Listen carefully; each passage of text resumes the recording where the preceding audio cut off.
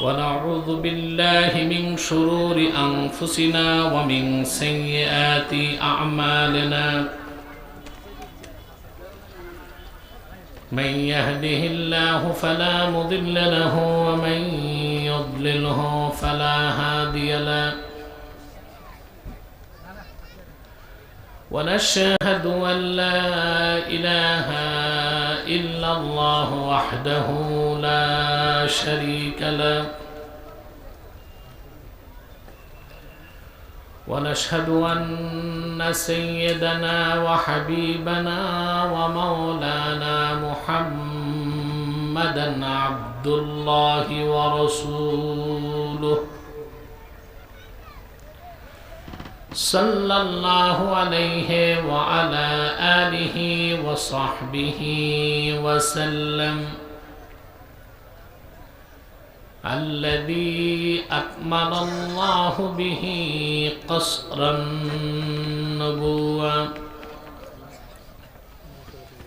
أي ختم الله به النبوة وحكما لا نبي بعده وأعلن في القرآن بالبرهان أن محمدا صلى الله عليه وسلم خاتم النبيين والمرسلين الذي أرسله بالحق بشيرا ونذيرا وداعيا إلى الله بإذنه وسراجا منيرا فقد قال الله تعالى في كلامه المجيد والفرقان الحميد أعوذ بالله من الشيطان الرجيم بسم الله الرحمن الرحيم إنما المؤمنون الذين إذا ذكر الله وجلت قلوبهم وإذا تليت عليهم آياته زادتهم إيمانا وعلى ربهم يتوكلون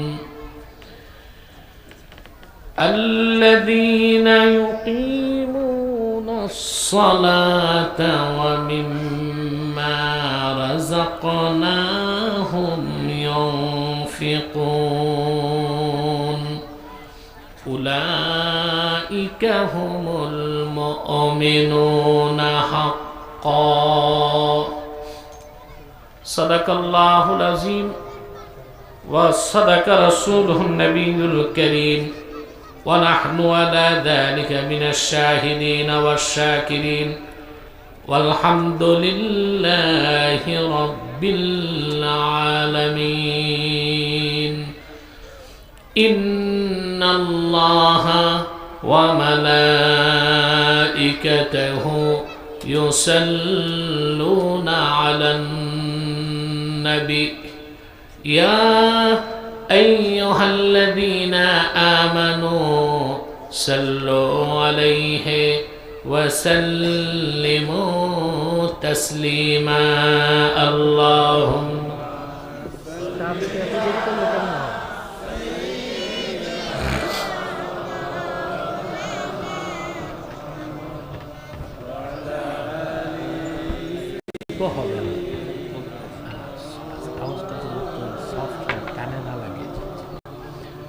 আপনারা এতগুলো মানুষ দরুদ সালামের আওয়াজ নেই কেন? সমস্যা কি অসুস্থতা না কৃপণতা? একটা তো সমস্যা আছে। জবান খুলে বলুন আল্লাহুম্মা কানে না লাগে।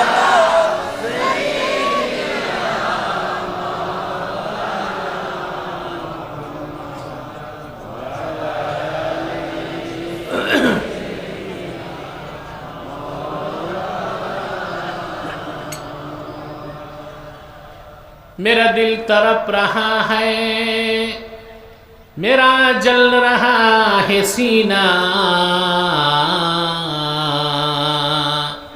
ये दवा वहीं मिलेगी, मुझे ले चलो मदीना। अल्लाहुम्मा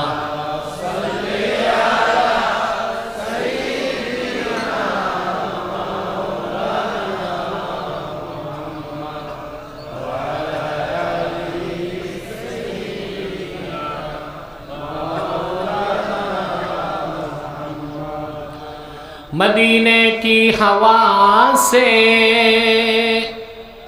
जन्नती बू आती है, खाके पाके मदीना में नूर जन्नत चमकती है। अल्लाहुम्मा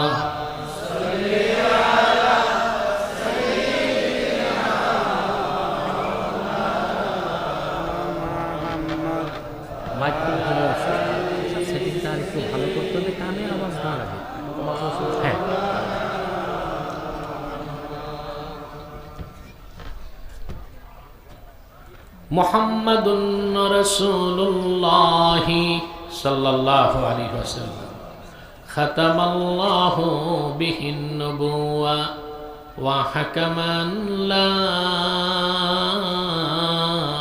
नबिय्य बअदहु बलागल उला बिकमालिही।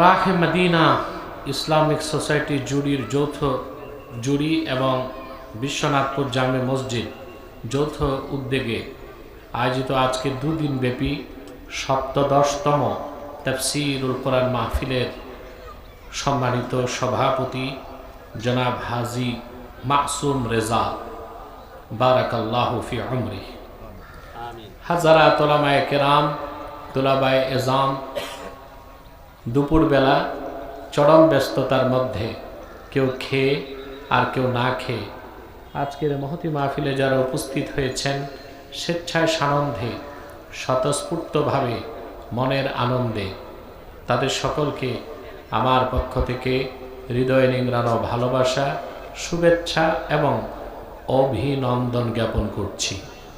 সবটুকুন শুকরিয়া আল্লাহ সুবহানাহু ওয়া তাআলার জন্যে, যিনি আজকের এই বরকতপূর্ণ মাহফিলে আমাদেরকে আসার ও বসার তৌফিক মেহেরবানি করে ভিক্ষা দান করেছেন।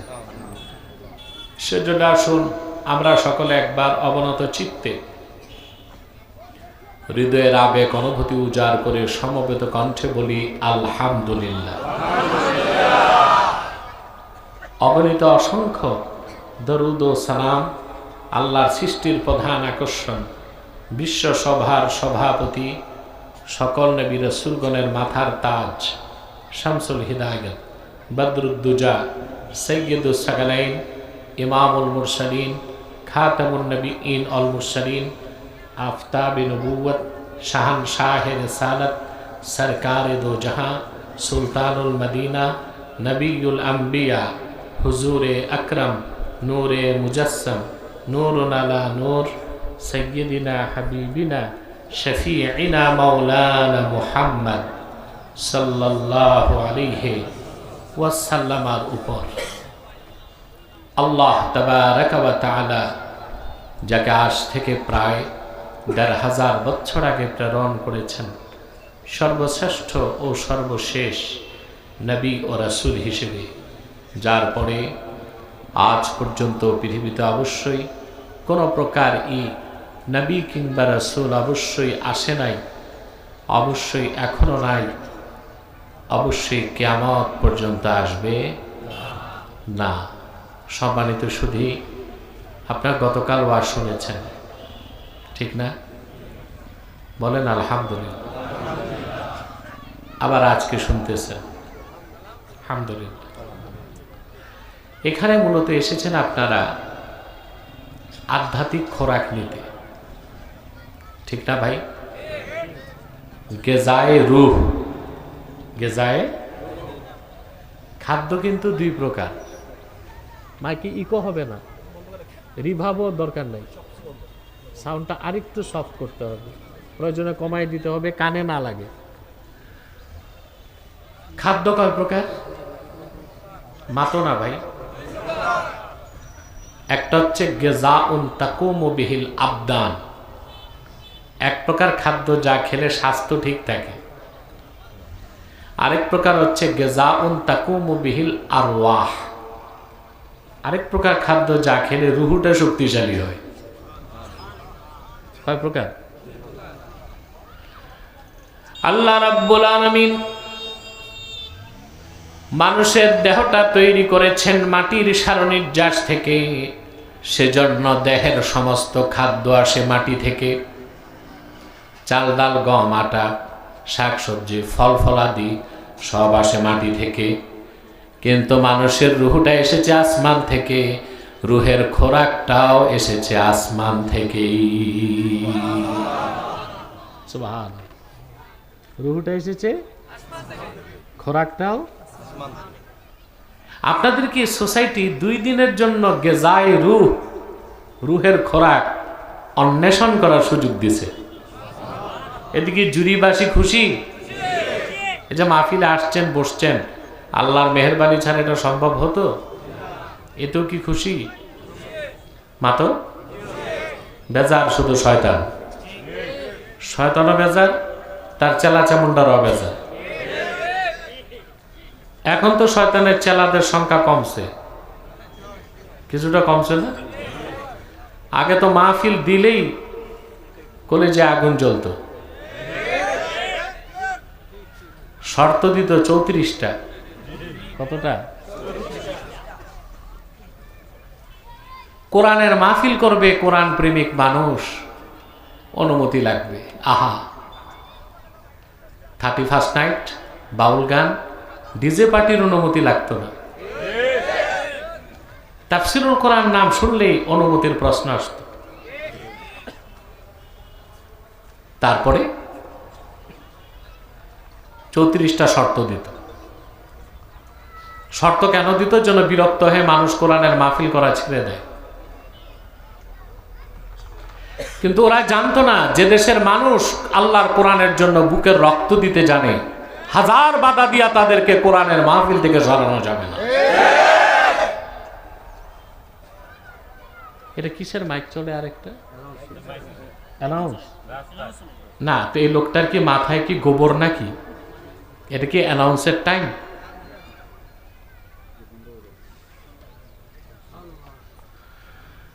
সম্মানিত শুধু, তাহলে আসলেই আল্লাহর কোরআনের বিরুদ্ধে যে গোষ্ঠী বা দল অবস্থান নেয়, তাদের অস্তিত্ব আল্লাহ মাটিতে মিশায় দেন। রাসূল করিম সাল্লাল্লাহু আলাইহি ওয়াসাল্লামের হাদিস, তিরমিজির হাদিস, ওমান তারাকাহু মিন জাব্বারিন কাসসামাহুল্লাহু ফিল আরদ। এই কোরআনের বিরোধিতা যদি কোনো রাজশক্তি, কোন অত্যাচারী করে, তার সমস্ত অস্তিত্বকে আল্লাহ মাটির সাথে বিলীন করে দিবেন। দেন নাই? কথা বলেন। পরাজিত শক্তি থেকে বিজয়ী শক্তিকে শিক্ষা নিতে হবে। বাংলাদেশ এটা ইসলামের ঘাঁটি। ঠিকটা ঠিক মতো বলতে পারলাম না। ইসলামের স্বার্থের বিরুদ্ধে এই বাংলার মাটিতে কোনো এজেন্ডা কখনো সফল হয় নাই, কিয়ামত তক হবে না ইনশাআল্লাহ। এই যে আসতে পারছেন, খুশি আছেন? বেজারকে এখন আজকে তো আসরের আগেই মোনাজাত ইনশাআল্লাহ, রাতে তো আর মাহফিল নাই, তো এটা হবে বিদায়ী মোনাজাত। আপনারা ভুল করে বলেন আখিরি মোনাজাত। যে মোনাজাতের পর আর মোনাজাত নাই, ওইটা না আখিরি মোনাজাত, ওটা তো হবে কিয়ামতের আগে। এটা হলো বিদায়ী মোনাজাত। আমরা বিদায়ী মোনাজাত করে গুনাহ মাফ করে বাড়ি যাবো তো ইনশাআল্লাহ। শয়তান আমাদের অসওয়াসা দিতে পারবে? আমরা নেক নিয়ত করে নিব। আমরা নিয়ত করছি কিছুক্ষণ পরে আজকের মোনাজাত করে গুনাহ মাফ করে নিষ্পাপ বেহেশতি আল্লাহওয়ালা হয়ে বাড়ি যেতে চায়? কারা কারা হাত তুলে আল্লাহ তাআলাকে দেখা?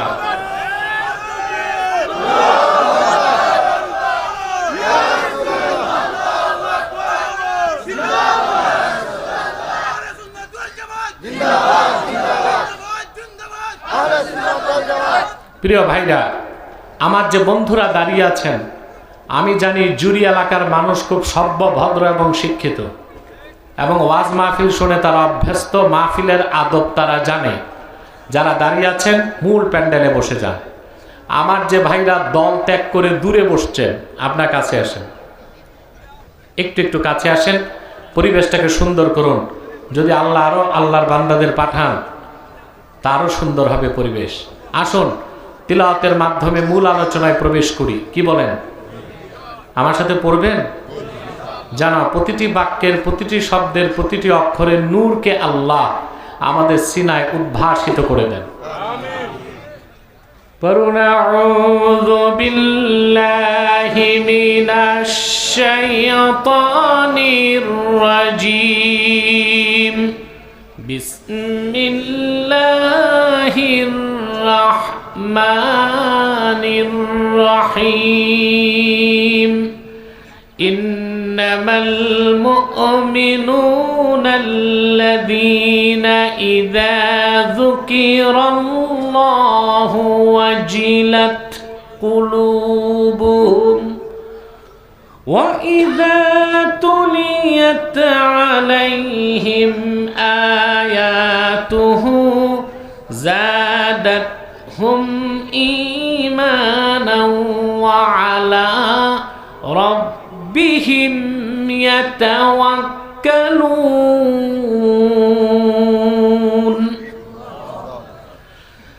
الذين يقيمون الصلاة ومما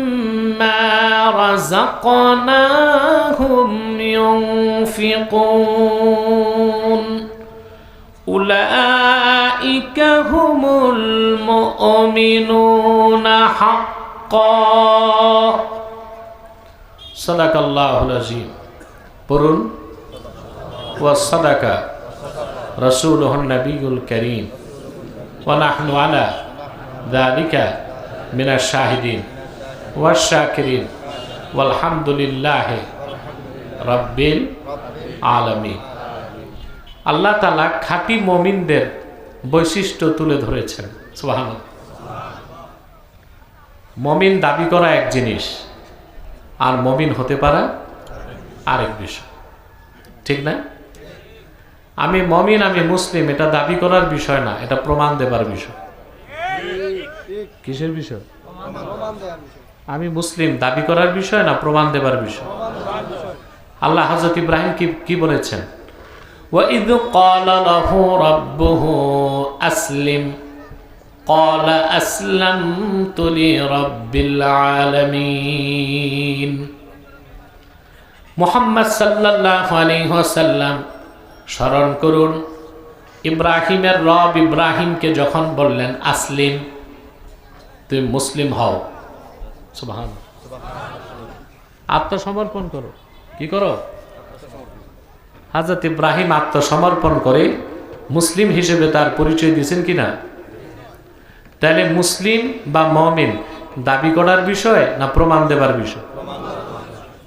আল্লাহ তাআলা কোরআন কারীমে বলেন, ইন্নামাল মুমিনুনা আল্লাযীনা আমানু বিল্লাহি ওয়া রাসূলিহি থুম্মা লাম ইয়ারতাবু ওয়া জাহাদু বিআমওয়ালিহিম ওয়া আনফুসিহিম ফি সাবিলিল্লাহি উলাইকা হুমুস সাদিকুন। প্রকৃত মুমিন তো তারাই যারা ঈমান এনেছে আল্লাহর উপর, মুহাম্মদ সাল্লাল্লাহু আলাইহি ওয়াসাল্লামের উপর। সুম্মা লাম ইয়ারতাবু, অতঃপর ঈমান ও ইসলামের একটা ক্ষুদ্র বিষয়কেও সন্দেহ করলো না, জান এবং মাল দিয়ে আল্লাহর প্রতি জিহাদ করলো। আল্লাহ পাক বলেন তারাই হচ্ছে ঈমানের দাবিতে সত্যবাদী। আমি মুমিন, দাবি করার বিষয় না প্রমাণ দেবার বিষয়? জোরে মাতো।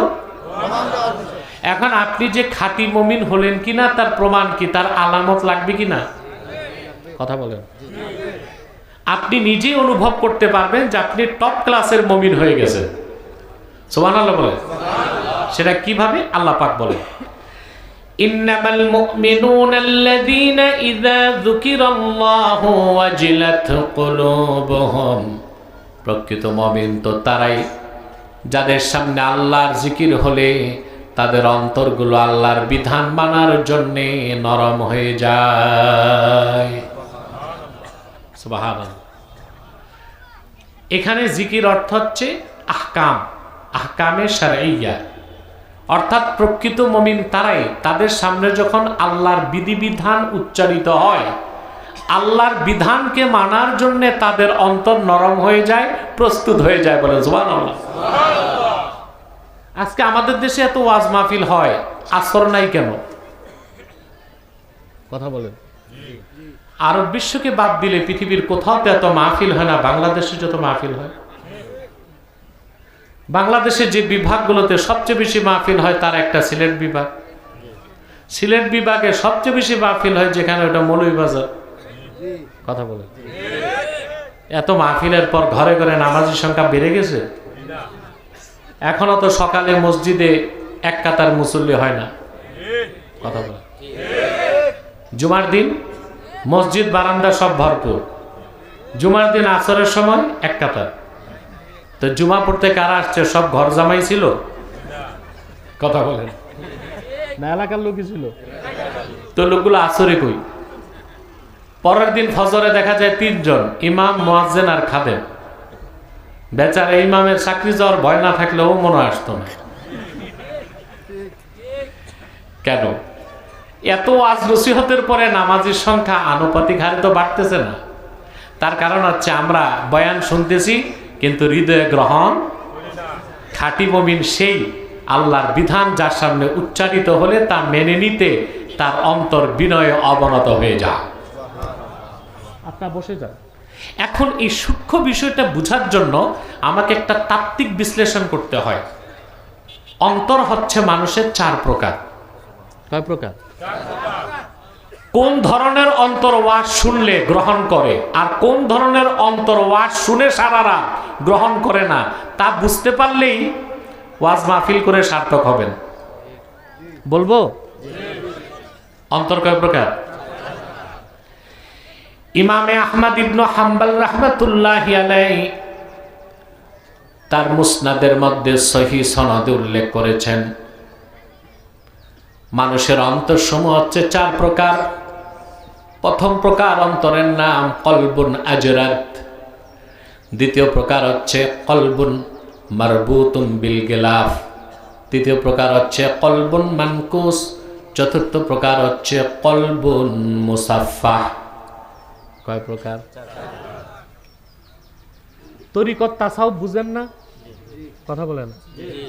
তরিকত তাসাউফ যারা চর্চা করেন তারা 9 ভাগ করছেন, কিন্তু ওইটার পক্ষে কোনো নস নাই। আমি যেটা বললাম এটার পক্ষে হাদিস আছে। তা আমরা কোনটা মানবো? হাদিসে যেটা আছে। কয় প্রকার? আমি কিন্তু একটু পরই প্রশ্ন করবো আপনার কোন প্রকার, কারণ আপনি রোগী, নিজে জানেন আপনার রোগ কোনটা। মাতো না? প্রথম হচ্ছে কলবুন আজরাত, পবিত্র পরিচ্ছন্ন নূরে ভরপুর অন্তর। ফাহুয়া কলবুল মুমিন, এটা হচ্ছে মুমিনের অন্তর, পুরাটাই পবিত্র, ইমানের নূরে ভরপুর, যে অন্তর থেকে সূর্যের আলোর মতো নূর বের হইতে থাকে। হলো না? পুরুষের কণ্ঠে সুবহানাল্লাহ। এইরকম কলব আল্লাহ খাঁটি মুমিনকে দেন। ওই কলবের কথা আল্লাহ কোরআনে বলেছেন, ইয়াউমা লা ইয়ানফাউ মালু ওয়ালা বানুন ইল্লা মান আতাল্লাহা বিকলবিন সালিম। কাল কিয়ামতের দিন সহায় সম্পদ, বিত্ত, বৈভব, সন্তান সন্ততি কোনো কাজে আসবে না, বরং যে পবিত্র হৃদয় নিয়ে, সুস্থ হৃদয় নিয়ে আল্লাহর কাছে উপস্থিত হবে, তার কোনো চিন্তা থাকবে না। স্টেজে উঠানামাটা বন্ধ করা যায় না একটু? স্টেজ তো বাসে করছে, এটা নড়াচড়া করে, ডিস্টার্ব হবে তো। উঠা নামা একেবারে বন্ধ করে দেন। কথা বুঝতেছেন ভাই? মুমিনের অন্তর হচ্ছে কলবুন সালিম, একদম পবিত্র, বরফের চেয়েও সাদা। আল্লাহু আকবার। ওই অন্তর পুরাটাই নূরে ঢাকা। সুবহানাল্লাহ। ওখান থেকে শুধু জ্যোতি বের হয়। দ্বিতীয় প্রকার কলব হচ্ছে কলবুন মারবুতুম বিল গিলাফ ফাহুয়া কলবুল কাফের। কাফেরের অন্তর পুরাটাই অন্ধকার, শিরক আর কুফরে ভরপুর, নিকশ কালো, বাইরে দিয়ে আবার পর্দা লাগানো, যেন ইমানের নূর ঢুকতে। নাউজুবিল্লাহ বলবেন না? যেই কলবের কথাটা আল্লাহ তাআলা সূরা বাকারার শুরুতেই বলেছেন। আল্লাহ রাব্বুল আলামিন বলেন, খাতামাল্লাহু আলা কুলুবিহিম ওয়া আলা সামইহিম ওয়া আলা আবসারিহিম গিশাওয়া ওয়া লাহুম আযাবুন আযীম।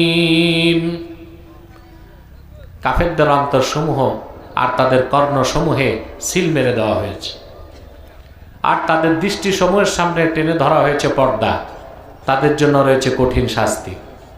তানভীরুল মিকবাস বিন তাফসির ইবনে আব্বাস এসেছে, রাসূলুল্লাহ সাল্লাল্লাহু আলাইহি ওয়াসাল্লামের জমানায় মক্কায় আবু জেহেল সহ 25 জন কাফেরের ব্যাপারে এই আয়াত নাজিল হয়েছে খাসভাবে। এই 25 জনের একজনও আর মুসলমান হইতে পারে নাই। বাকি কাফেরদের জন্য হুকুমটা হচ্ছে আম। হুকুম কি? আম। অর্থাৎ যাদের অন্তরে পর্দা দিয়ে আচ্ছন্ন করে দেওয়া হয়েছে, ওই নিকশ কালো অন্ধকার কাফেরের অন্তরে ইমানের নূর কখনো ঢুকবে না। হাজার ওয়াজে তারে ধরবে কথা বলেন। 3 নাম্বার হচ্ছে কলবুন মানকুস আরাফা সুম্মা নাকাসা, অর্থাৎ মুনাফিকের কলব। মুনাফিক ইসলামকে চিনে কিন্তু গ্রহণ, ভিতরে থাকে কুফরি, বাইরে দেখায় আমি কি মুসলিম, আমি কি মুসলিম। فأما المنافق الكافر الذي أبطن الكفر وأظهر الإسلام, ওই ব্যক্তি হচ্ছে কাফের মুনাফিক, যে ভিতরে কুফর রাখে, বাইরে কি দেখায়? ইসলাম দেখায়। কথা বলেন। মুনাফিক আবার 2 প্রকার, কাফের মুনাফিক, ফাসিক মুনাফিক। বাংলাদেশে কাফের মুনাফিক কম, ফাসিক মুনাফিক বেশি। অর্থাৎ ব্যক্তিটা মুমিন মুসলিম কিন্তু চরিত্রটা মুনাফিকের। বুখারী শরীফের হাদিস, আল্লাহর হাবিব ইরশাদ করেছেন, আরবাউন মান কুন্না ফীহি কানা মুনাফিকান খালিসা। 4টি খাসলত যার মধ্যে এক হয়ে যাবে, সে খাঁটি মুনাফিক বলে গণ্য হবে। যদি 4টার একটাও থাকে, তাকে মনে করা হবে সে কিছুটা মুনাফিকি তার মধ্যে আছে। হাত্তা ইয়াদাআহা, যতক্ষণ তা ত্যাগ না করে। 4টা খাসলত। ইজা তুমিনা খানা, যখন তাকে আমানতদার বানানো হয় সে খেয়ানত করে। ওয়াইদা হাদ্দাসা কাযাবা, যখন কথা বলে মিথ্যা বলে। ওয়াইদা আহাদা গাদার, যখন ওয়াদা করে ভঙ্গ করে। ওয়াইদা খাসামা ফাজার, যখন বিতর্ক করে গালিগালাজ করে। কোন মুমিনের মধ্যে যদি 4টা খাসলত থাকে, সে কি মুনাফিক? ফাসিক মুনাফিক। কাফের মুনাফিক আমি বুঝাইতে পারতেছি? কয়টা খাসলত? তাকে আমানতদার বানালে কি করবে? জোরে বলেন। কথা বলবে, ওয়াদা করবে, বিতর্ক করবে। যদি রাগ না করেন, আমি একটা প্রশ্ন করি, মুনাফিকের এই 4টা খাসলত অতিমাত্রায় বাংলাদেশে কোন শ্রেণীর মধ্যে পাওয়া যায়?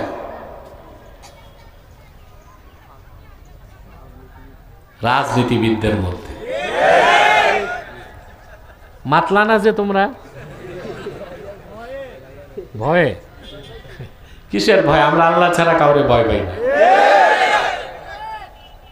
মুনাফিকের এই চারটা খাসলত অতি মাত্রায় পাওয়া যায় রাজনীতিবিদদের মধ্যে, তবে সব রাজনীতিবিদ না, ইল্লা মাশা আল্লাহ। আল্লাহ যাদের বাঁচাইছেন তাদের কথা ভিন্ন, কিন্তু অধিক সংখ্যক রাজনীতিবিদের মধ্যে এই মুনাফিকগুলো পাওয়া যায়। তা আপনি যারা রাজনীতি নিয়ন্ত্রণ করবে ও রাষ্ট্র চালাবে তাদের চরিত্রের সংস্কার না করে দেশের সংস্কার কিভাবে করবেন? সারা দেশে এখন একটাই কথা, দেশ সংস্কার। কথা বলেন। শুধু নাস্তিকরা আলেমদেরকে কটাক্ষ করে, আলেমরা এক হইতে পারে না। আলেমরা তো মৌলিক ক্ষেত্রে এক, কিন্তু তোমরাও তো গণতন্ত্র নিয়ে এক হইতে পারতেছ না। কেউ বলে আগে সংস্কার পরে নির্বাচন, কেউ বলে আগে নির্বাচন পরে সংস্কার, আরেক দল বলতেছে সংস্কারও চাই নির্বাচনও চাই। ফেরকা কয়টা হইছে? কিন্তু যত দোষ আলেমদের, দোষ কাদের? বলে আলেমরা এক হইতে পারে না কেন? আলেমরা তো মৌলিক ক্ষেত্রে এক, কিন্তু ওনারা কিন্তু মৌলিক ক্ষেত্রেও একটা দেশ কত ভয়ঙ্কর অবস্থায় আছে। বাংলাদেশ কি এখন নিরাপদ হয়ে গেছে? জি না, ইতিহাসের সবচেয়ে ভয়ঙ্কর সংখ্যায় আছে বাংলাদেশ এখন। যদি হার্ড ইউনিটি, ঐক্যবদ্ধ হয়ে জাতি এটাকে নিয়ন্ত্রণ করতে না পারে, বাংলাদেশ কিন্তু খাদে পড়ে যাবে। আল্লাহ মাফ করুক। তো এই যে আপনার বাংলাদেশে যারা রাজনীতি নিয়ন্ত্রণ করছে তাদের মধ্যে মুনাফিকগুলো আছে না নাই? এরা যখন সংসদে যে শপথ বাক্য পাঠ করে প্রথম দিনই কিন্তু আমানতদার হয়, আমি দেশের সম্পদ রক্ষা করিব, বাংলাদেশকে অকৃত্রিম বিশ্বাস করিব। আমানতদার হইল কি না? তারপর যত পারে লুটপাট করে বিদেশে পাচার করে। হয় পাট, লুটপাট হয় বাংলাদেশে? বিগত 15 বছরে যে পরিমাণ টাকা চুরি হয়েছে বাংলাদেশ, আপনারা প্রত্যেকটা মানুষ ঋণগ্রস্ত হচ্ছেন 1,07,000 টাকা। কত? সবাই, আমি, আপনি ও 1,07,000 টাকা করে ঋণ। সহজ কথা। দেশ স্বাধীনের পর হেনরি কিসিঞ্জার বলেছিল বাংলাদেশ তলাবিহীন ঝুড়ি, আর 2025-এ বলতে হয় বাংলাদেশ ঝুড়িবিহীন তলা। আগে ঝুড়ি ছিল, তলা ছিল না, এখন তলা আছে, ঝুড়ি নেই। এর জন্য দায়ী কারা? সব রাজনীতিবিদ না, মুনাফিক রাজনীতিবিদরা। তারপর এনারা যখন কথা বলে মিথ্যা বলে, জনসভায় এসে মাইক নিয়ে বলবে ভাই সব আমি তো বেঁচেই আছি আপনাদের জন্য, জনসেবা আমার ব্রত, পরে দেখা যায় পেট সেবা। তারপর ওয়াদা করলে বরখেলাপ করে, নির্বাচনের আগে বলবে আমি এমপি হলে রোড দিব, ঘাট দিব, মাছের পুকুরগুলো ভরে দিব আর ধানে গোলা, 3 বেলা সোনার চামচে রূপার বাটিতে দুধ ভাত খাওয়াবো। পাস করার পর দেখা যায় ছাই ভাতও নাই। তো ওয়াদা করে ওয়াইদা খাসামা ফাজার, যখন এরা বিতর্ক করে, গালিগালাজ করে, সংসদে দেখছেন এক এমপি আরেক এমপির 14 গোষ্ঠী কেমন উদ্ধার করে। এরা হচ্ছে ফাসেক মুনাফিক। এরা কি? আর কাফেরকে, যার অন্তরে ঈমান নাই, কুফর, বাইরে দেখায় কি মুসলিম, সে কি মুনাফিক। তৃতীয় প্রকার কলব হচ্ছে মুনাফিকের কলব। আমি ব্যাখ্যা দিতে বুঝতেছেন? চতুর্থ প্রকার কলব হচ্ছে কলবুন মুসাফফাহ ফাফিহি ঈমানু ওয়া নিফাক। চতুর্থ প্রকার অন্তর, এটা হচ্ছে এমন একটা অন্তর যেখানে ঈমানও থাকে আবার কিছুটা নেফাকও থাকে। আমাদের বাঙালিদের অধিক সংখ্যক মানুষের এই চতুর্থ প্রকার কলব। আমাদের অন্তরে ঈমানও আছে আবার কিছুটা মুনাফিকিও আছে। সেজন্য আমরা ওয়াজের মাহফিলে যাই, আবার ডিজে পার্টিতেও যাই। ওয়াজও ভালো লাগে, ডিজে পার্টিও। পীর সাহেবদের ইসালে সোয়াবেও যাই, ওরসও যাই, আবার বৈশাখী মেলাতেও, দুইটাই ভালো লাগে। কারণ অন্তরে কি আছে? ঈমানও আছে, নেফাকও আছে। তাহলে আপনার আমাদের অধিকাংশ লোকের অন্তর কোনটা?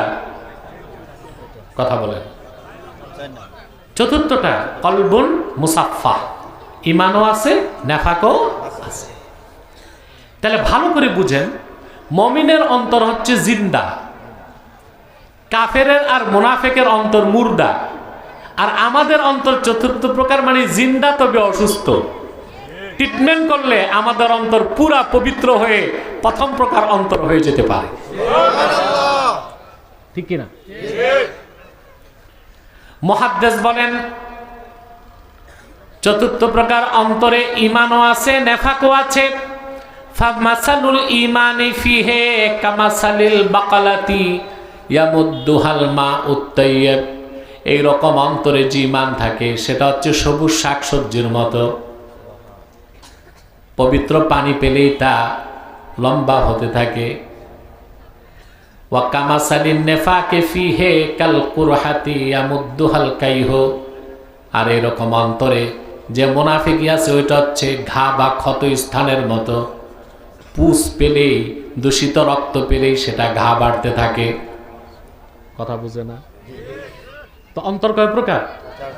আমাদের কোনটা? চতুর্থ প্রকার। এই যে আমাদের চতুর্থ প্রকার অন্তর, ওখানে ঈমানও আছে, নেফাকও আছে। এই জন্য ওয়াজ শুনি, আমল করি না।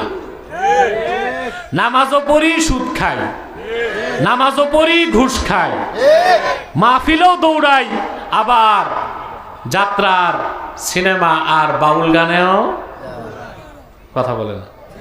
তো যখন আপনি অন্তরটাকে মুমিনের মতো অন্তর করে ফেলবেন, তখন আপনি আল্লাহর বিধানগুলোকে মাথা পেতে মেনে নেবেন। বলেন সুবহানাল্লাহ।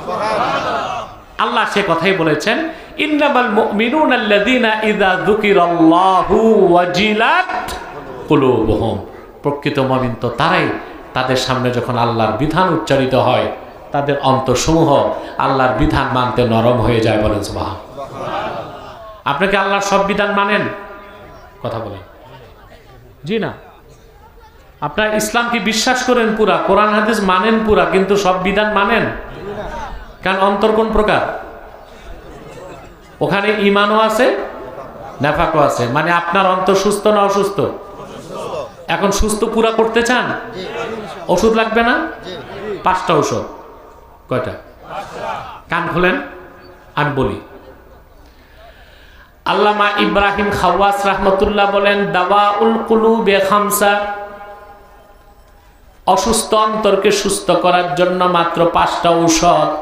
তার প্রথমটা হচ্ছে তিলাওয়াতুল কোরআনি বিত্তাদাব্বুর, চিন্তা করে, গবেষণা করে বেশি বেশি আল্লাহর কোরআন তেলাওয়াত করা।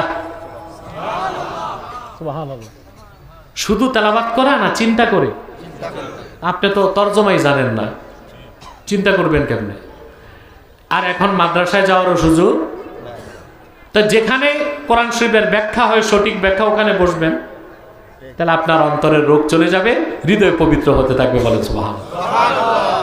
এজন্য ওয়াজ মাহফিল দিলে কেউ হেদায়েত হোক আর না হোক, সবচেয়ে বড় ফায়দা যারা বসে তারা অনিচ্ছায় আল্লাহর কোরআনের উপকার পেতে থাকে। বলেন সুবহানাল্লাহ। তো অসুস্থ হৃদয়কে সুস্থ করা প্রথম ওষুধ কি? কোরআন তেলাওয়াত করবেন।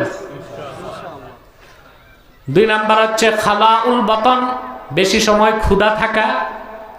আমরা কিন্তু ক্ষুধার কষ্ট কি বুঝি না। কথা বলে। অর্থাৎ যখনই খাবেন কম করে খাবেন। আমরা কিন্তু কম খাই না, বেশি খাই, তবে নিজের বাড়ি না, দাওয়াত খেতে গেল। কথা বল।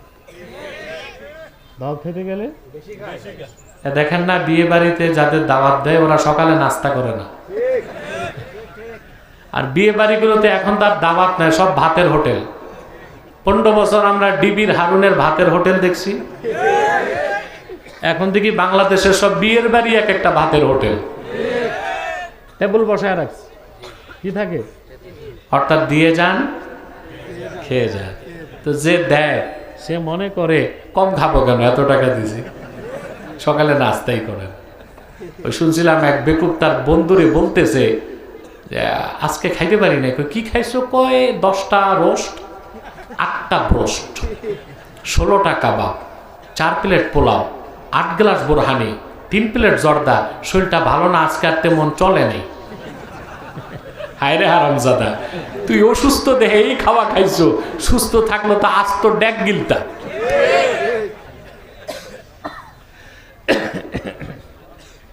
প্রিয় ভাইরা, তাহলে অন্তরকে সুস্থ করার দ্বিতীয় ওষুধ কি? 3 নাম্বার হচ্ছে কিয়ামুন ফিল লাইল, রাতের বেলা তাহাজ্জুদ নামাজ পড়া। আহা সুবহানাল্লাহ, তাআল্লুক মা আল্লাহ, আল্লাহর সাথে বন্ধুত্ব করার ক্ষেত্রে তাহাজ্জুদের কোনো বিকল্প নেই। 4 নাম্বার হচ্ছে ওয়াত্তাদাররু ইনদাস সাহার, শেষ রাতে আমার আল্লাহর কাছে রোনা জারি করা। 5 নাম্বার হচ্ছে মুজালাসাতুস সালিহিন, নেককার আল্লাহওয়ালাদের মজলিসে বসা। সুবহানাল্লাহ। 5টা কাজ করবেন, আপনার অন্তর কলবে মুসাফফা থেকে ডেভেলপ হয়ে কলবুন আজরাদ হয়ে যাবে, পবিত্র পরিশুদ্ধ, সুবহানাল্লাহ, হৃদয়। তখন আল্লাহর প্রতিটি বিধান আপনি মেনে নেবেন। সেটাই আল্লাহ বলেছেন, ইন্নামাল মুমিনুনা আল্লাযীনা ইযা যুকিরাল্লাহু ওয়াজিলাত কুলুবুহুম। খাঁটি মুমিনদের চরিত্র এটাই, তাদের সামনে যখন আল্লাহর জিকির হয় তো তাদের অন্তর কি হয়? নরম হয়ে যায়। সুবহানাল্লাহ। কষ্ট হচ্ছে? কথা বুঝেন? ঘুমাচ্ছেন না তো? এরপর আল্লাহ তাআলা বলেন, وَإِذَا تُلِيَتْ عَلَيْهِمْ آيَاتُهُ زَادَتْهُمْ إِيمَانًا। আর তাদের সামনে যখন আল্লাহর কোরআনের তেলাওয়াত হয়, কোরআনের তেলাওয়াত তাদের ঈমানকে বহু বহু গুণ বাড়ায় দেয়। তো বোঝা যাচ্ছে খাঁটি মুমিন হওয়ার দ্বিতীয় আলামত, যত কোরআন শরীফ শুনবে ঈমানের নূর। সুবহানাল্লাহ। বাংলাদেশে এমন কিছু মুসলিমও আছে, কোরআনের আওয়াজ তার অন্তরে আবেদন সৃষ্টি করতে পারে না, গানের আওয়াজ পাইলে হাত পা সব নড়াচড়া শুরু হয়। ওইটার অন্তর যে একেবারে পচে নষ্ট হয়ে গেছে, সন্দেহ আছে? কথা বলেন। খাঁটি মুমিন, তার সামনে কোরআনের তেলাওয়াত হলে তার ঈমান বহুগুণ বেড়ে যাবে, বলেন সুবহানাল্লাহ। এখন একটা জটিল প্রশ্ন আলেমরা খুব ভালো করে জানেন, সেটা হচ্ছে যে আমরা তো জানি ঈমান বাড়েও না কমেও না। ঈমান এটা জানেন আপনারা? কথা বলেন। এটা আমাদের ইমাম আজম বলেছেন, আবু হানিফা রাহমাতুল্লাহ, ইন্নাল ঈমানা লা ইয়াজিদু ওয়া লা ইয়ানকুস। ঈমান বাড়েও না কমেও না। আর ইমামে মালিক, ইমাম শাফি, আহমদ বিন হাম্বল, সুফিয়ান সাউরি, আব্দুল্লাহ ইবনুল মুবারক, এদিক তাকাও, মনোযোগ এদিক দাও, ওখানে কি তামাশা নাকি? বড় বড় মুহাদ্দিসগণ বলেছেন, ইমাম আবু হানিফা ছাড়া কোরআনের আয়াত প্রমাণ দিচ্ছে ইন্নাল ঈমানা ইয়াজিদু ওয়া ইয়ানকুস, ঈমান বাড়ে এবং কমে। তা আবু হানিফা কি কোরআন হাদিস বুঝে নাই? কথা বলে। তো বিষয়টা কি? আসলে দুই কথার মধ্যে কোনো দ্বন্দ্ব নাই। ইন্না আসলাল ঈমানে লা ইয়াজিদু ওয়া লা ইয়ানকুস, মূল ঈমান বাড়েও না কমেও না। ওয়ালাকিন্না নূরাল ঈমান ইয়াজিদু বিত্তাআতি ওয়া ইয়ানকুসু বিল মাসিয়াহ। কিন্তু ঈমানের নূরটা বেড়ে যায় নেক আমল করলে, ঈমানের নূর কমে যায় বদ আমল করলে। তো মূল ঈমানটা বাড়েও না, কিন্তু ঈমানের নূরটা বাড়ে এবং কমে। সুবহানাল্লাহ বলবেন। সুবহানাল্লাহ। খুব সুন্দর উদাহরণ দিয়েছেন ওলিউল্লাহ মুহাদ্দিস দেহলভী রাহমাতুল্লাহ হুজ্জাতুল্লাহিল বালেগায়। আমি আপনাদেরকে সহজ করে উদাহরণটা দিচ্ছি। আপনারা হেরিকেন দেখেছেন? কি বলেন আপনারা? দেখছেন না? তো সন্ধ্যার সময় যখন হেরিকেন জ্বালানো হয়, সারা ঘর আলোয় আলোকিত। সারা রাতের পর ফজরের সময় দেখবেন ঘর অন্ধকার, কিন্তু হেরিকেন জ্বলতেছে। এখন ভিতরে যে সলতার আগুন কমছে, সন্ধ্যায় যেমন ছিল তেমনই আছে, কিন্তু বাইরের কাঁচটা কালো হয়ে যাওয়াতে আলো আর দেখা যায় না। মূল ঈমানটা সবার এক, সেটা বাড়েও না কমেও না, কিন্তু নেক আমল। আল্লাহ তাআলা খাঁটি মুমিনের বৈশিষ্ট্য বলেন, ওয়া আলা রাব্বিহিম ইয়াতাওয়াক্কালুন। খাঁটি মুমিন তারাই যারা সর্বাবস্থায় আল্লাহর উপর তাওয়াক্কুল করে, ভরসা রাখে। বলেন সুবহানাল্লাহ। আল্লাহর উপর যার তাওয়াক্কুল নাই, ভরসা নাই, সে কখনো খাঁটি মুমিন হতে পারে না। কোরআনুল কারীমের মধ্যে আল্লাহ তাআলা 25 জন পয়গম্বরের ইতিহাস তুলে ধরেছেন এবং তারা কিভাবে আল্লাহর উপর তাওয়াক্কুল করতেন সেই কথাগুলো আল্লাহ তাআলা তুলে ধরেছেন। বলেন সুবহানাল্লাহ। যেমন আল্লাহ দৃষ্টান্ত দেন ইব্রাহিম আলাইহিস সালাম। নাম শুনছেন? জাতির জনকের নাম কি?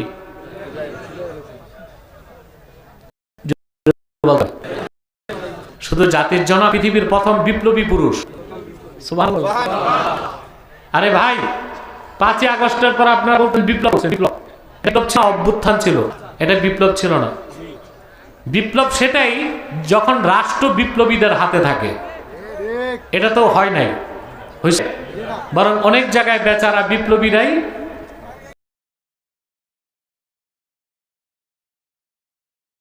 মার খাচ্ছে।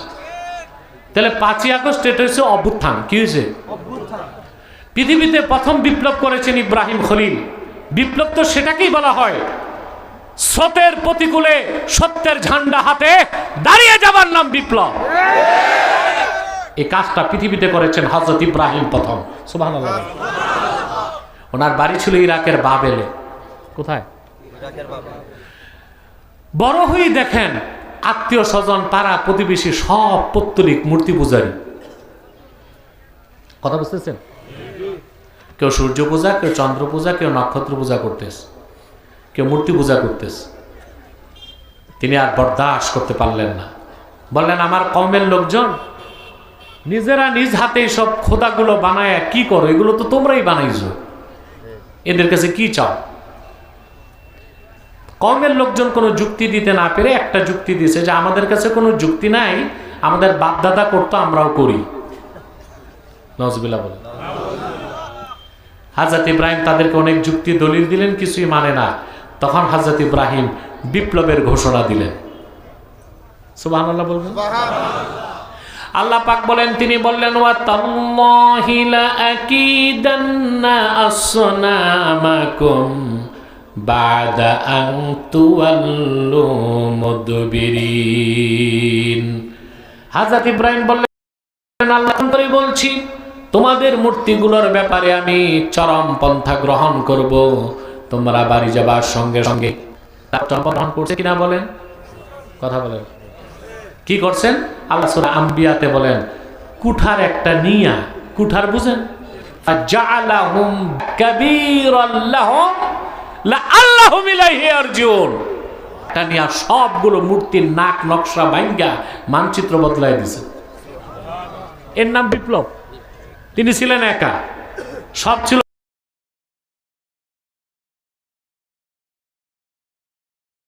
পত্তলিক। ওনার সাথে কোনো ফোর্স, সহযোগী, দলবল, অস্ত্রশস্ত্র, এর নাম কি? সারা বাবেলে ইরাকে ছড়ায় গেল। এই দুঃসাহসটা কে করছে? খবর চলে গেছে নমরুদের কাছে। তখন একটা কথা মনে রাখবেন, বিপ্লবীকে কখনো গোপন রাখা যায় না। দিনের খেদমত এক একজন এক এক ভাবে করে, কিন্তু যে বিপ্লবী সে গোপন থাকতে পারে না। যেমন সুফি দরবেশ, তারা কাফেরকে কাফের জানে কিন্তু বলে না। মুফতি কাফেরকে কাফের ঘোষণা করে, বক্তা কে কাফের এটা প্রচার করে। কাজের ধরন কি? কথা বলে না। নীতিতে সবাই কথা বলে, নীতিতে সবাই। যেমন সুফি কাফেরকে কাফের জানে, বলে, তার কাজ হচ্ছে নীরবে। মুফতির কাজ হচ্ছে ঘোষণা দেওয়া, সে কুফর করছে, সে কাফের। বক্তার কাজ হচ্ছে ফতুয়াকে প্রচার করা। বক্তা ফতুয়া দিবে না, ফতুয়া দিবে কে? মুফতি। এগুলো বুঝেন আপনারা? এগুলো নিয়ম ঠিক না রাখার কারণেই তো বাংলাদেশে এত অরাজকতা। কিন্তু বিপ্লবী হচ্ছে সেই মহান ব্যক্তির নাম, সত্যের পক্ষে যার বিপ্লব হওয়ার পর তার নাম আর গোপন। লোকেরা বলল, ক্বালু সামি'না ফাতান ইয়াযকুরুহুম ইউকালু লাহু ইব্রাহিম। তারা সবাই বলল, আমরা একজন যুবকের নাম শুনেছি, এই মূর্তিগুলোর বিরোধিতা করে সবাই তার ইব্রাহিম বলে ডাকে, এটা তার কাজ, আর কেউ করতে পারে না। তাওয়াক্কুলটা বুঝাচ্ছি আমি, ঘটনা। নমরুদ তার মন্ত্রী পরিষদ নিয়ে বসলো, হযরত ইব্রাহিমকে কি শাস্তি দেওয়া যায়। সবাই সিদ্ধান্ত নিল, হাররিকুহু ওয়ানসুরু আলিহাতাকুম ইন কুনতুম ফাইলিন। ইব্রাহিমকে আগুনে জ্বালাও। নাউজুবিল্লাহ বলবেন না? বিশাল অগ্নিকুণ্ড নির্মাণ করা হলো, দাও করে জ্বলছে। হযরত ইব্রাহিম খলিল। কাসাসুল কোরআনে ইবনে কাসির লিখেছেন, নমরুদের রাষ্ট্রের প্রকৌশলী ছিল, তার নাম ছিল হুজান। কি না? সে নমরুদকে একটা কাঠের কামান বানায় দিছে, যেখানে ইব্রাহিম খলিল বসা আগুনে ফেলবে। কাঠের কামান প্রস্তুত, হাতলের মধ্যে হযরত ইব্রাহিমের হাত পা বেঁধে বসায় দেওয়া হয়েছে। কাঠের কামান ঘুরছে, রশি কাটলেই হযরত ইব্রাহিম যাবেন আগুনে। আল্লাহ রাব্বুল আলামিন ইব্রাহিমের তাওয়াক্কুলের পরীক্ষা করতে চাইলেন। জিবরিল চলে আসলো, এসে বলল, রে ইব্রাহিম, আমি আল্লাহর সবচেয়ে শক্তিশালী ফেরেশতা, আমার নাম জিবরিল, আমার 600 পাখা আছে, তুমি সাহায্য লাগলে বলো, আমি একটা ঝাপটা দিলেই নমরুদ আগুন সহ মাটির সাথে মিশে যাবে। আলাকা হাজাতুন ইয়া ইব্রাহিম, প্রয়োজন আছে কিনা বলো। হযরত ইব্রাহিম জবাব দিলেন, জিবরিল, অবশ্যই সাহায্যের প্রয়োজন আছে, কিন্তু তোমার কাছে আমার প্রশ্ন, হাজাতুন ইলাইকা আও ইলাল্লাহ, সাহায্যটা কি তোমার কাছে চাইব, না যে আল্লাহর ভালোবাসায় আগুনে যাচ্ছি সে আল্লাহ রাব্বুল আলামিনের কাছে চাইব। রশি কেটে দেওয়া হলো, হযরত ইব্রাহিম চলে গেলেন আগুনে। আগুন তার শরীর স্পর্শ করার আগে তিনি একটা দোয়া পড়লেন, সুবহানাল্লাহ। হযরত ইব্রাহিম পড়তে লাগলেন, হাসবি আল্লাহু ওয়া নি'মাল ওয়াকিল, আল্লাহ আমার জন্য যথেষ্ট, তিনি উত্তম অভিভাবক। সুবহানাল্লাহ বলবেন না? সহিহ বুখারীতে এসেছে, আব্দুল্লাহ ইবনে আব্বাস রাদিয়াল্লাহু তাআলা আনহুমা বর্ণনা করেন, হাসবি আল্লাহু ওয়া নি'মাল ওয়াকিল ক্বালাহা ইব্রাহিম হিনা উলকিয়া ফিন্নার। হযরত ইব্রাহিমকে যখন আগুনে নিক্ষেপ করা হয়েছে, আল্লাহর উপর তাওয়াক্কুল করতে যে হযরত ইব্রাহিম আল্লাহর আকাশের নিচে প্রথম পড়েছেন, হাসবি আল্লাহু ওয়া নি'মাল ওয়াকিল। আল্লাহ তাআলা প্রত্যেকটা ইবাদতের শব্দ নির্ধারণ করছেন। কি করছেন? আল্লাহর কুদরত দেখলে কি বলি? সুবহানাল্লাহ। নাম বললে কি বলি? আর আল্লাহর উপর তাওয়াক্কুল করলে কি বলবো? হাসবি আল্লাহ। সুবহানাল্লাহ। কি বলবো? হাসবি আল্লাহু ওয়া নি'মাল ওয়াকিল। ভাইরা, এই দোয়াটা শিখাই গেলাম, পড়বেন? পুরা দোয়াটা এসেছে বুখারী শরীফে, মুসলিম শরীফে। আল্লাহর হাবিব ইরশাদ করেছেন, ফাইন তাওয়াল্লাউ ফাকুল হাসবিয়াল্লাহু লা ইলাহা ইল্লা হু আলাইহি তাওয়াক্কালতু ওয়া হুয়া রাব্বুল আরশিল আযীম। সুবহানাল্লাহ। কোন মুমিন যদি সকালে 7 বার পড়ে, আর কেউ যদি সন্ধ্যায় 7 বার পড়ে, আল্লাহর রহমতের চাদরে 24 ঘন্টার জন্য সে বান্দা ল্যামিনেটেড হয়ে যাবে। কোন জাদু টোনা নজর বান বুলেট বোমা তার গায়ে লাগবে না। মনে থাকবে?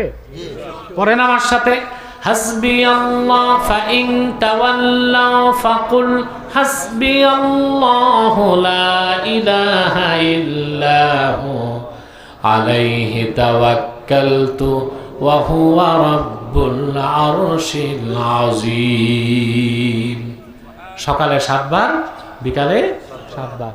24 ঘন্টার জন্য আপনি লেমিনেটেড হয়ে যাবেন, জাদু টোনা বুলেট বোমা কিছুই আপনার শরীরে লাগবে না। সুবহানাল্লাহ বলেন। হযরত ইব্রাহিম চলে গেলেন আগুনের মধ্যে। ইব্রাহিম যাকে বাবা বলতেন, ইব্রাহিম খলিলুল্লাহ, সে ছাদে উঠে দেখতেছে ইব্রাহিমের কি অবস্থা। দেখে আগুনের নিচে সবুজ বাগান। হযরত ইব্রাহিম হাসি খুশি হাঁটতেছেন। অনিচ্ছায় সে তার মুখ থেকে বেরিয়ে গেল, নি'মার রাব্বু রাব্বুকা ইয়া ইব্রাহিম। সত্যি ইব্রাহিম, তোমার রব কত উত্তম প্রভু, মালিক রব। আমরা তোমাকে আগুনে দিলাম আর তিনি সেটা তোমার জন্য গুলিস্তান বানায় দিলেন। হযরত ইব্রাহিম কার উপর তাওয়াক্কুল করেছেন? আল্লাহ দৃষ্টান্ত দেন হযরত মুসা পয়গম্বরের। আল্লাহ মুসাকে বললেন, তুমি বনি ইসরাইল নিয়ে মিশর ছাড়ো। আল্লাহর হুকুম, তিনি বনি ইসরাইলের লক্ষ লক্ষ মানুষ নিয়ে বাড়িঘর ছাড়লেন। কি পরিমাণ মানুষ ছিল তার সাথে, তার হিসাব নাই। তাফসীরে এসেছে শুধু যুবক ছিল 6 লাখ। আমি বুঝলাম না আজকে আপনারা কবরস্থানের পরিবেশ বানাইছেন কেন? আমরা কি মাহফিলে না কবরস্থানে? আর 10 মিনিট ইনশাআল্লাহ, ঠিক আছে? 10-15 মিনিট আমরা ধৈর্য ধরতে পারবো? তাহলে একটা বিষয় আমি একটা পর্যায়ে যেয়ে ছাড়তে পারবো, ঠিক না ইনশাআল্লাহ? আর যারা দাঁড়িয়ে আছেন আবারও বলছি, আল্লাহর রাস্তে বসে যান। প্রিয় ভাইরা, এই দিকে তাকান।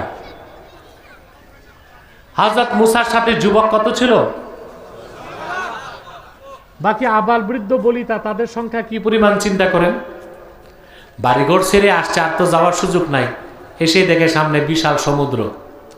তাফসীর খাজিনে এসেছে বাহার কাল জুম, সাগরটা 10 মাইল পাশ।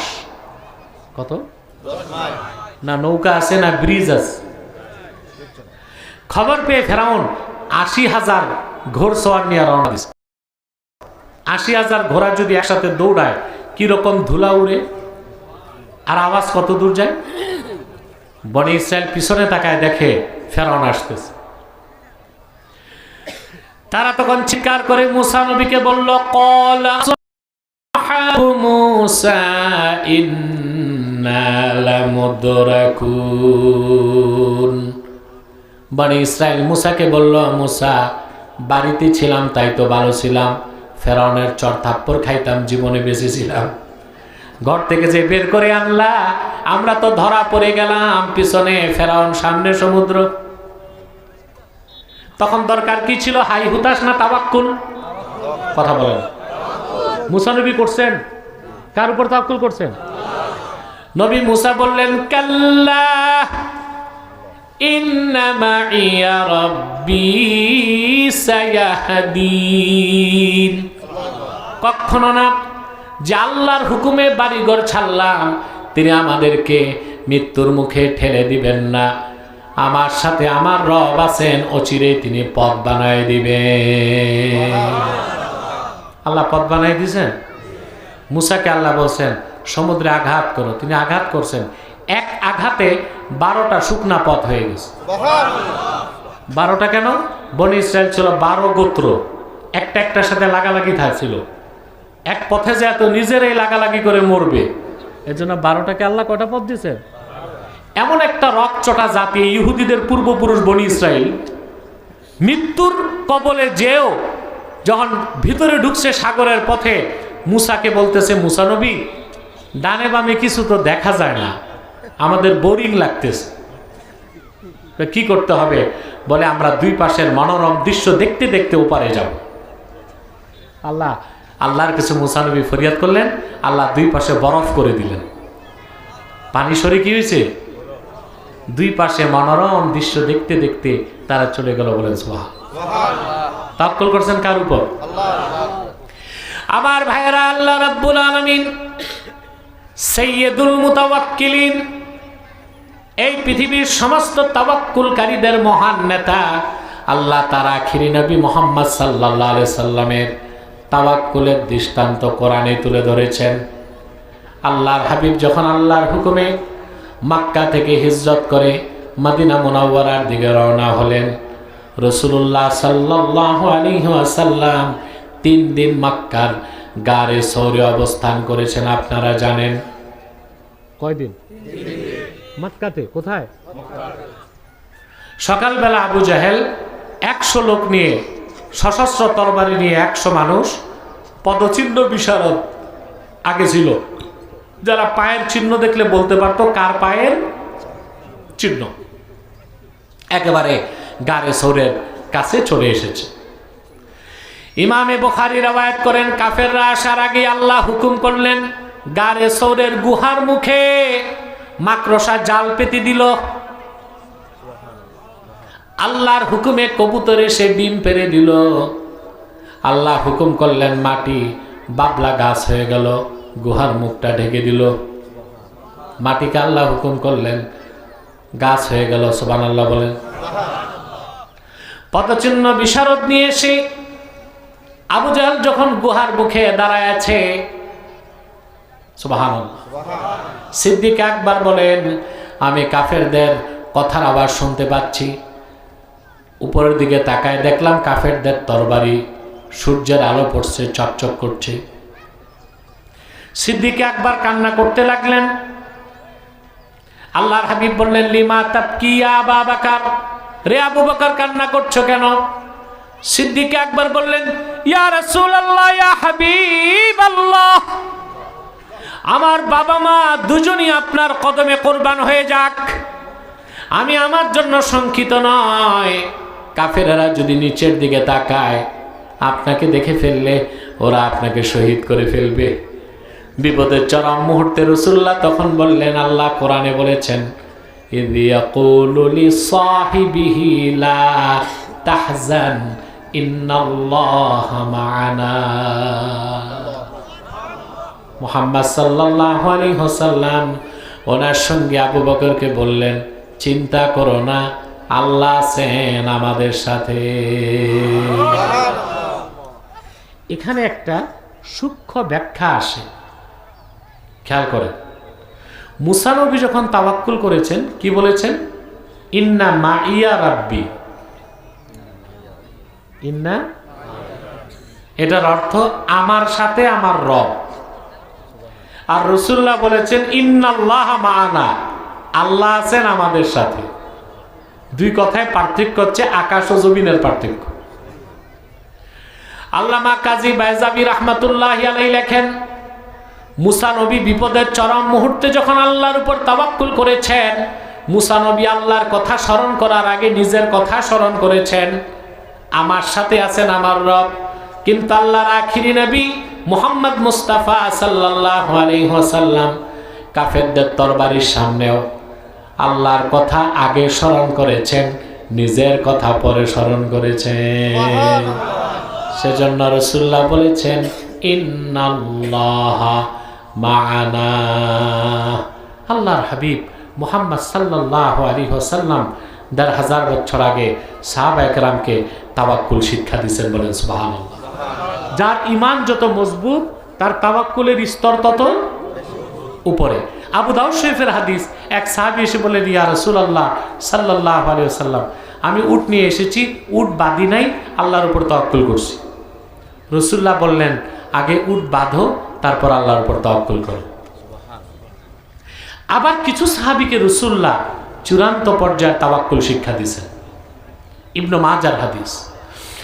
আল্লাহর হাবিব বলেছেন সাহাবায়ে কেরামকে, লাউ আন্নাকুম তাওয়াক্কালতুম আলাল্লাহি হাক্কা তাওয়াক্কুলিহি লারাযাকাকুম কামা ইয়ারযুকুত তায়র তাকদু খিমাসান ওয়া তারুহু বিতানা। ও আমার সাহাবীগণ, পাখিগুলো যেভাবে আল্লাহর উপর তাওয়াক্কুল করে, তোমরাও যদি ওই রকম আল্লাহর উপর তাওয়াক্কুল করতে পারতা, আল্লাহর উপর যতটুকু তাওয়াক্কুল করা দরকার ততটুকু যদি তোমরা করতে পারতে, আল্লাহ যেভাবে বিনা চেষ্টায় পাখিকে রিজিক দেন, তোমাদেরকেও আল্লাহ বিনা চেষ্টায় রিজিক দিয়ে দিবেন। যেমন পাখিগুলো সকালবেলা বেরিয়ে যায় খালি পেট, সন্ধ্যার সময় পেট ভরে যায়, তারা বাড়ি ফিরে আসে। বলেন সুবহানাল্লাহ। তাওয়াক্কুলের ক্ষেত্রে পাখির কথা কেন আসলো? প্রশ্ন আসে না? একটা বাঘ একটা শিকার করলে কিছু খায় কিছু রাখে। একটা ক্ষুদ্র পিপিলিকা 6 মাসের খাবার জমা করে রাখে। পাখি একমাত্র প্রাণী যা আল্লাহর উপর পুরো তাওয়াক্কুল করে রিজিকের জন্য। সে জানে না কোথায় তার রিজিক আছে। সকালে খালি পেট বের হয়, সন্ধ্যায় পেট ভরে। সুবহানাল্লাহ বলবেন। আপনাদের এই যে জুড়িতে, সুনামগঞ্জে, হাকাকুলি, হ্যাঁ, এসব হাওরে বিদেশি পাখি আসতেছে না? কথা বলেন, কেন আসতেছে? কেন আসে? রিজিক, মাছ খাইতে আসে। সুবহানাল্লাহ। এখন আলাস্কাতে, রাশিয়ার, আমেরিকার আলাস্কার, রাশিয়ার সাইবেরিয়াতে এখন তাপমাত্রা হচ্ছে -71 ডিগ্রি সেলসিয়াস। এত বরফ, ওখানে কোনো রিজিক নাই পাখিদের। চিন্তা করছেন বাংলাদেশ আবহাওয়া অফিস কি টেলিফোন করছিল পাখিদেরকে বাংলাদেশে শীত কম আসো? কথা বলে মাথায় কে দিছেন? উড়ে উড়ে চলে এসেছে। ওরা জানতো না কোথায় ওদের রিজিক। 1-2 মাস পেট ভরে মিঠা পানির মাছ খেয়ে আবার তারা দেশে চলে যাবে। সুবহানাল্লাহ। রিজিকের জন্য কখনো পাখি অন্যের উপর ভরসা করে না, তাওয়াক্কুল করে কার উপর? আমরা কি আল্লাহর উপর তাওয়াক্কুল রাখবো? কোথায়? আমাদের তাওয়াক্কুল নাই তো। বাচ্চা কাচ্চা বেশি হলে খাওয়াবো কোত্থেকে? সেজন্য ফ্যামিলি প্ল্যানিং করে। কথা বলে রিজিকের জন্য আল্লাহর উপর যার ভরসা আছে সে ফ্যামিলি প্ল্যানিং করবে? কথা বলে ফ্যামিলি প্ল্যানিং জায়েজ না না জায়েজ? না জায়েজ। আজকে এটা ইহুদি খ্রিস্টানদের একটা চক্রান্ত। বাংলাদেশি ইউনিসেফ, ইউনেস্কোর মাধ্যমে ফ্যামিলি প্ল্যানিং, পরিবার পরিকল্পনা এগুলো চালু করছে। বাংলাদেশের মানুষ না খেয়ে মরে, এতে ওদের কষ্ট নাই, কিন্তু পরিবার পরিকল্পনা করাতে এত তাদের শখ, বুড়া মানুষ ধরে নিয়ে অন্ডকোষ কেটে দেয়, হাতে 1800 টাকা দেয়, নাস্তা করায় দেয়। বুড়া তো বুঝে না যে ফ্যাক্টরি ফিউজ হয়েছে। বুড়া মনে করে 1800 টাকা পেয়েছি, কিন্তু 1 ইনজেকশনে ফ্যাক্টরি ফিউজ। কেন? বিজাতির এত ঠেকা পড়ছে কেন? বাংলাদেশের লোক বাড়লে আমরা বুঝবো। কথা বলে তার একমাত্র চক্রান্ত হচ্ছে উম্মতে মুহাম্মদীর সংখ্যা কিভাবে কমানো যায়। সারা দুনিয়া ফ্যামিলি প্ল্যানিংকে বাদ দিয়েছে। বাংলাদেশের থেকে 117 গুণ বড় হচ্ছে রাশিয়া। কত? লোক সংখ্যা মাত্র 14 কোটি। পুতিন প্রশাসন বিলিয়ন বিলিয়ন ডলার খরচ করতেছে জনসংখ্যা বাড়াতে, বাড়তেছে না, বরং কমতেছে। সারা দুনিয়া ইহুদি আছে এখন 11 মিলিয়ন, 1 কোটি 10 লাখ। 1 কোটি 10 লাখ। ওদের তো অবৈধ টাকার অভাব নাই। কথা বলে তোদের জনসংখ্যা বাড়ে না কেন? বিজ্ঞানীরা দেখেছে ওদের ক্রোমোজোম নষ্ট হয়ে যাচ্ছে। ওরা ফিলিস্তিনের নিরীহ মুসলমানের উপর বোমা মারে, আল্লাহ জায়গা মতো গজব দিছে, প্রোডাকশন বন্ধ। প্রোডাকশন বেটা, ইহুদিরা 200 কোটি মুসলমান একসাথে পেশাব করলে 1 কোটি ইহুদি ভূমধ্য সাগরে ভেসে যাবে। ওরা ভয় পায় তো এই জন্য ফ্যামিলি প্ল্যানিং দিয়ে আপনাদেরকে কি করছে? বাচ্চা ঠেকাও। এই কাজ করবেন? কথা বলে দেখেন না, প্রথমে ফ্যামিলি প্ল্যানিং করে পরে আল্লাহর গজব আসে, আর বাচ্চা কাচ্চাই হয় না। দত্তক আনে, দত্তক। আবার অনেকে দেখা যায় মাঝে মাঝে পত্রিকা আসে একজন 7টা বাচ্চা দিছে, ও যে আটকায় রাখছে, পরে যখন খুলছে তো মিছিল করে সব বেরিয়ে গেছে। এই কাজ করবেন না। রিজিকের জন্য কার উপর তাওয়াক্কুল করবেন? তোমার সন্তান তোমার রিজিক খাবে না, তার রিজিকটা নিয়ে আসে। সুবহানাল্লাহ, সুবহানাল্লাহ।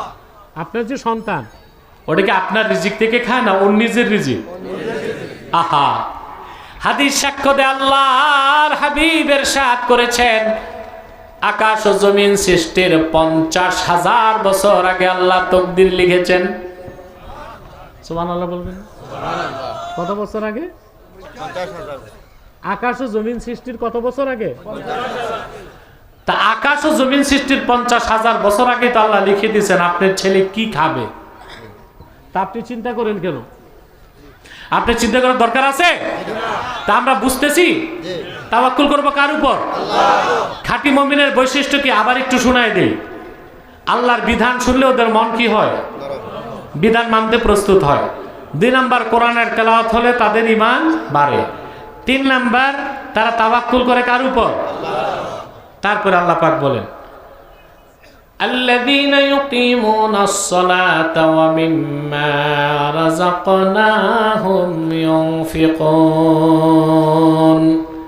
এবং তারা 5 ওয়াক্ত নামাজ পড়ে এবং আমি যা দান করেছি তার থেকে তারা খরচ করে। সুবহানাল্লাহ। সুবহানাল্লাহ। খাঁটি মুমিন হতে নামাজ লাগবে আর কি লাগবে? যাকাত। কি লাগবে? নামাজ আর যাকাতটা ব্যক্তি জীবনেও ফরজ, রাষ্ট্র জীবনেও ফরজ। সুবহানাল্লাহ। সুবহানাল্লাহ। একজন মুসলিম হিসেবে ব্যক্তি জীবনে আপনাকে নামাজ প্রতিষ্ঠা করতে হবে, যাকাত আদায় করতে হবে। আর একজন নাগরিক হিসেবে নামাজ প্রতিষ্ঠায় আর যাকাত আদায়ের সংগ্রামে আপনাকে লিপ্ত হতে হবে। সুবহানাল্লাহ। আজ আমাদের দেশে যাকাত ভিত্তিক অর্থনীতি না, এই জন্য মানুষের নির্যাতন বেড়ে গেছে। এবার যে বাজেটে ট্যাক্স দিছে সব কিছুতে, ওষুধে, ঠিক না? ওষুধও ট্যাক্স হয়। আস্তাগফিরুল্লাহ। সারা দুনিয়ায় ট্রিটমেন্ট হচ্ছে ফ্রি, আর আমাদের দেশে ট্যাক্স দিয়ে ওষুধ খেতে হয়। এরপর বিয়েতে ট্যাক্স বাড়ায় দিছে। কিসে? বিয়েতে এত ট্যাক্স বাড়ালে বিয়ে কমবে, জেনা বাড়বে।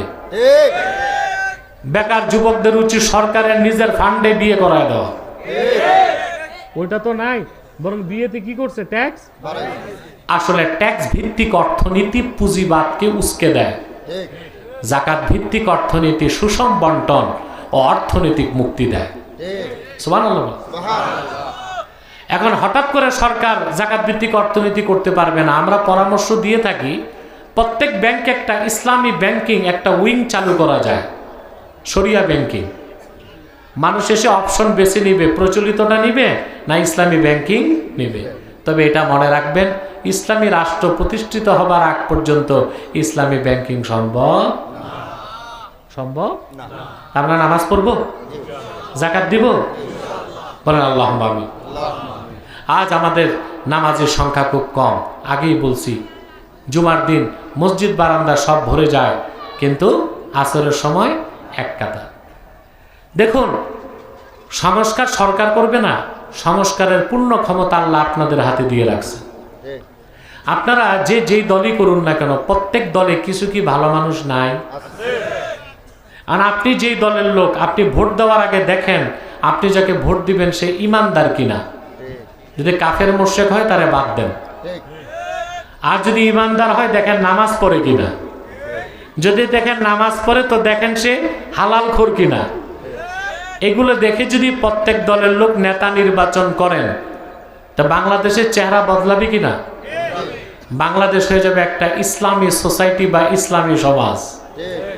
রাষ্ট্রবিজ্ঞানে বলা হয় society is great than state. রাষ্ট্র থেকে সমাজ বড়। আমরা যদি ইমানদার আর নামাজিদেরকে নেতৃত্বে আনতে পারি, পঞ্চায়েতে, মসজিদে, মাদ্রাসায় আর রাষ্ট্রে, তাহলে বাংলাদেশ ইসলামী সমাজ হয়ে যাবে। আগামী প্রজন্ম বাংলাদেশকে ইসলামী রাষ্ট্র বানায় দিতে পারবে ইনশাআল্লাহ। পারবে কিনা? আমরা কি তা পারবো? নিজেরা নামাজ পড়বো? জুরিবাসী একটি কথাই বলে যায়, যে ব্যক্তি নামাজ পড়ে না তাকে কাফের বলা যায় না, কিন্তু তারে মুসলিম বলার অত সুযোগ নাই। আল্লাহর হাবিব বলেছেন, মান সাল্লা সালাতানা ওয়াস্তাকবালা কিবলাতানা ওয়া আকালা যাবিহাতানা ফাযালিকাল মুসলিম। ঈমান আনার পরে যে আমাদের কিবলাকে, সালাতকে আদায় করলো, আমাদের কিবলাকে মানলো, আমাদের জবাইকৃত পশুর গোশত খেলো, সে লোকটা মুসলিম। তা আপনি যে মুসলিম তা প্রমাণ পাওয়া যাবে নামাজ পড়লে। কি করলে? নামাজ পড়বেন। যুবকদেরকে একটা প্রশ্ন করি আমি, উত্তর দিবা? লজ্জা পাবা না তো? চোর, হত্যাকারী, জেনাকার, শরাবখোর বেশি খারাপ না বেনামাজি বেশি খারাপ? ইন্না তারিকাস সালাতি আকবাহু মিনাজ জানি ওয়াস সারিকি ওয়াল কাতিলি ওয়া মুদমিনিল খামরে। শরাবখোর, জেনাকার, হত্যাকারী, চোর থেকেও খারাপ বেনামাজি। এখন রাগ করেন না, বাংলাদেশে অধিকাংশ মসজিদ কমিটিতে নামাজি না বেনামাজি? সভাপতি, সেক্রেটারি ঘুষখোর। আহা, মসজিদের ইমাম, মসজিদের সভাপতি যদি হয় সুদখোর, আর সেক্রেটারি যদি হয় ঘুষখোর, ইমাম সাহেবের চেয়ে বড় এতিম আর কেউ থাকে? সুদের বিরুদ্ধে কথা বলতে পারবে? চাকরি থাকবে? ঘুষের বিরুদ্ধে কথা বলে চাকরি থাকবে? তাহলে বোঝা যাচ্ছে যে আমরা নিজেরাই, জনগণই কিন্তু দায়ী। অথচ আমাদের মসজিদ কমিটিগুলোতে জায়গা পাবে নামাজি হালালখোর। তা আমরা নামাজ পড়বো, নামাজিদেরকে নেতৃত্বে আনবো, পারবো তো ইনশাল্লাহ? কোন দলকে জিতানো, কোন দলকে ঠকানো আমার উদ্দেশ্য না। আমি আগেই বলছি, প্রত্যেক দলে কিছু ভালো মানুষ আছে। আপনি আপনার দলের ভালো মানুষটাকে বেছে নিন, পারবেন তো ইনশাল্লাহ? তারপর হচ্ছে অমিম্মা রাযাকনাহুম ইউনফিকুন, আমি আল্লাহ যা দান করছি তার থেকে খাঁটি মুমিনগণ খরচ করে। এখন খরচটা কি করবেন ভাই? শুধু মসজিদ মাদ্রাসা বানাইলেই কি আল্লাহর পথে খরচ হয়? আর কি কোনো খাত নাই? কথা বলেন। অভাবগ্রস্ত মানুষকে যদি আপনি, যার খাদ্য নাই খাদ্য দেন, যার বস্ত্র নাই বস্ত্র দেন, যার ট্রিটমেন্ট নাই চিকিৎসা সেবা দেন, যার ঘরের চাল নাই চাল যদি দেন, যে মেয়েটার বিয়ে হয় না তার যদি বিয়ের ব্যবস্থা করে দেন, প্রত্যেকটা কাজ যদি আল্লাহর সন্তুষ্টির জন্য হয়, প্রত্যেকটা খরচকে আল্লাহ তাআলা ইনফাক ফি সাবিলিল্লাহ, আল্লাহর পথে খরচের সওয়াব হিসেবে লিখে দিবে। পারবেন না ইনশাআল্লাহ? যার বস্ত্র নেই বস্ত্র দিবেন, যার মেয়ের বিয়ে হয় না 10 জন মিলে বিয়ে করায় দিবেন, যার ঘরে চাল নাই চাল দিয়ে দিবেন। তবে মসজিদ মাদ্রাসা মাহফিল আর আল্লাহর দিনের পথে আর দিনদারের জন্য খরচে হালাল হইতে হবে, পরিমাণ কম হোক, হইতে হবে কি হালাল। দেখা যায় আপনারা গ্রাম দেশে মসজিদ করেন, ঢাকা থেকে দাওয়াত দিয়েছেন শিল্পপতি, আইসে 1 কোটি টাকা দিছে, মরমর পাথরে মসজিদ বানাইছেন, পুরা 1 কোটি ঋণ খেলাপি। পুরা 1 কোটি কি? 1 কোটি টাকা সুদের টাকার মরমর পাথরের মসজিদে তোমার নামাজ আদায় হবে, কবুল তো হবে না। কিন্তু গ্রামের মেহনতি মানুষগুলো রক্ত পানি করা ঘামের পয়সা দিয়া যদি খেজুর পাতার ছাউনির মসজিদ বানাতা, ওখানে আল্লাহকে এক একটা সাজদা করলে তার দাম 7 আকাশের চেয়েও বেশি হয়ে যেত। আল্লাহ আমাদেরকে কবুল করুক। এই কথাগুলো মানবো আমরা, তাহলে আমরা কি হব? উলাইকা হুমুল মুমিনুনা হাক্কা। আল্লাহ বলেন এরাই হচ্ছে খাঁটি মুমিন। আমরা কি খাঁটি মুমিন হব ইনশাআল্লাহ? আল্লাহ আমাদেরকে কবুল করুক, মঞ্জুর করুক, বলুন আল্লাহুম্মা আমিন। হ্যাঁ, কি এটা? আমি খুব সংক্ষেপে উত্তর দিচ্ছি। এই বসে থাক। তোমরা কি আউলিয়া কেরাম যে মুনাজাত লাগে না? ব্যাংকগুলোতে বছরে 2 বার জুন ও ডিসেম্বর লেনদেনের উপর কিছু ইন্টারেস্ট আসে। ব্যাংক কর্তৃপক্ষ বলে যেটা সুদের অন্তর্ভুক্ত নয়। সেভিংস অ্যাকাউন্টের ক্ষেত্রে সুদ হয়নি, এফডিআর হলে সরাসরি সুদ। দেখুন, যেভাবে ব্যাংক আপনাকে অতিরিক্ত কিছু দেয় ওটা সুদ, কিছুটা আইনে রেবা, কিছুটা শিবহে রেবা, কিছুটা পুরা সুদ, কিছুটা সুদের সাদৃশ্য রাখে। তো ওই টাকাটা আপনি নিয়ে গরিব মিসকিনকে দান করে দিবেন সওয়াবের আশা ছাড়া, তাহলে আপনি বেঁচে গেলেন।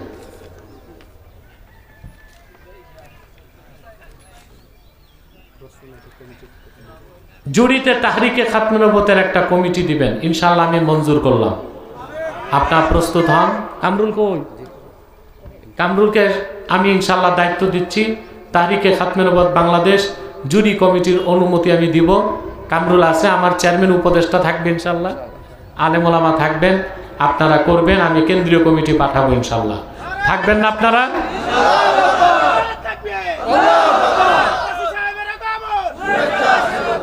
এবার তো গমন। চেয়ারম্যান সাহেবের মা অসুস্থ, আমি দোয়া করব। প্রবাসীদের জন্য দোয়া করবেন। রাহে মদিনার সকল সদস্যদের জন্য দোয়া চাই, করবেন। ব্যাগ নিয়ে যাচ্ছে কিছু ভাই, ব্যাগ যাবে, আপনার যে যা পারেন মাহফিলের জন্য কিছু কিছু দিবেন, পারবেন না ইনশাল্লাহ?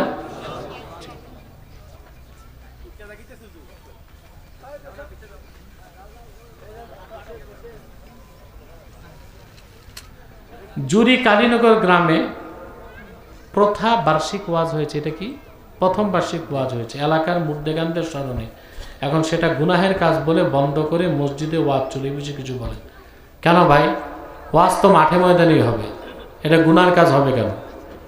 এই কাজ যারা করছেন, ওয়াজ বন্ধ করার কাজ ঠিক করেন নাই, আপনার সংশোধন হন, আল্লাহর কাছে তওবা করুন।